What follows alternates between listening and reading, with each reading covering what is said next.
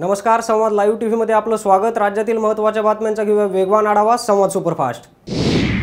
राज्यातील सहकारी साखर कारखाने आजारी पाडून त्यांची कवडीमोल भावाने विक्री करण्यात सुमारे 25,000 कोटी रुपयांचा गैरव्यवहार झाला आहे।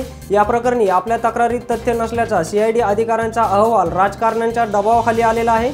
त्यामुळे हे प्रकरण न्यायालयाच्या देखरेखीखाली सीबीआयकडे सोपवण्यात यावे अशी मागणी ज्येष्ठ समाजसेवक अण्णा हजारे यांनी केली आहे। कोणतीही चौकशी न करता अहवाल देणाऱ्या सीआयडीच्या अधिकाऱ्यांवर देखील कारवाई करण्याची मागणी अण्णांनी केली आहे।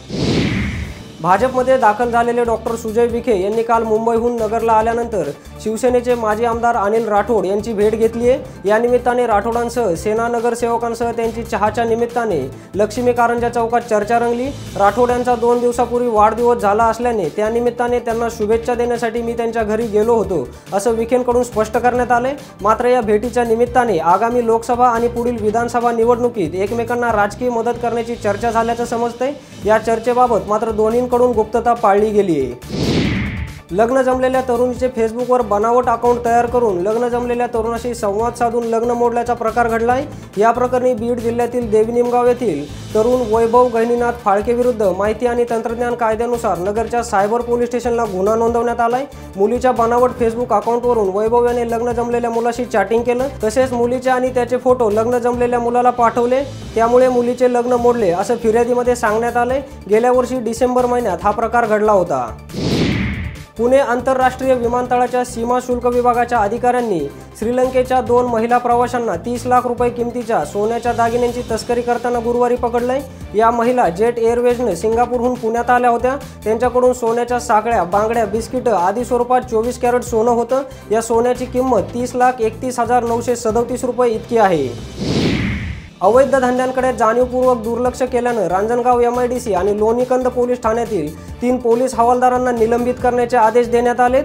लोणीकंद पोलीस ठाण्याच्या हद्दीतील तसेच रांजणगाव एमआयडीसी पोलीस ठाण्याच्या हद्दीत अवैध जुगार आणि मटका चालू आहे। या अवैध धंद्यांकडे दुर्लक्ष करणाऱ्या कर्मचाऱ्यांची जबाबदारी निश्चित करण्यात आली होती। या अवैध धंद्यांवर कारवाई करण्यात तिघांनी दुर्लक्ष केल्यानं त्यांच्यावर शिस्तभंगाची कारवाई करत निलंबित करण्याचे आदेश पोलीस अधीक्षक संदीप पाटील यांनी दिलेत। सार्वत्रिक लोकसभा निवडणुकीच्या पार्श्वभूमीवर राज्य उत्पादन शुल्क विभागानं सांगली, मिरज, विटा, इस्लामपूर या भागात भरारी पथक तैनात केलंय। बेकायदेशीररित्या मद्याची विक्री रोखण्यासाठी सदर पथक 24 तास जिल्ह्याच्या सीमावर्ती भागामध्ये गस्त घालीत आहेत। आचारसंहिता सुरू झाल्यापासून एकूण बेकायदेशीर मद्य विक्रीचे 9 गुन्हे नोंदवण्यात आले असून एकूण 9 आरोपींना अटक करण्यात आले। जामखेड शहरातील मध्यवर्ती भागात असलेल्या राळेभात गल्ली येथे काल पहाटेच्या सुमारास चोरी झाली असून चोरट्यांनी रोख रक्कम 1,38,000 रुपये किमतीचा ऐवज लंपास केलाय। या प्रकरणी पोलीस स्टेशनमध्ये 3 अज्ञात चोरट्यांविरुद्ध गुन्हा दाखल करण्यात आलाय। अमोल भिकू राळेभात यांच्या घरी काल पहाटे 2:15च्या सुमारास घराच्या खिडकीचे लोखंडी ग्रिल तोडून चोरट्यांनी घरामध्ये प्रवेश केला। कोयत्याचा दाग दाखवत कपाटातील लॉकर तोडून त्यामधील 1,20,000 रुपयांची रोख रक्कम आणि इतर मुद्देमाल लंपास केलाय। पुढील तपास पोलीस निरीक्षक पांडुरंग पवार हे करीत आहेत। वारंवार फोन करून महिलेला त्रास दिल्याप्रकरणी शिरूर पोलीस स्टेशनमध्ये विनयभंगाचा गुन्हा दाखल करण्यात आलाय। शिरूर शहरातील सतीश बाफना यांच्या विरोधात शहरातील 49 वर्षीय महिलेनं फिर्याद दिली आहे। वारंवार कॉल करून मला तुमच्यासोबत बोलायचं आहे, तसेच रस्त्याने ये जा करत असताना माझ्याकडे टक लावून पाहतो असं या पीडित महिलेनं फिर्यादीमध्ये सांगितलंय। या घटनेचा पुढील तपास शिरूर पोलीस करीत आहेत। नवीन घडामोडी पाहण्यासाठी पाहत राहा संवाद लाईव्ह टीव्ही। धन्यवाद।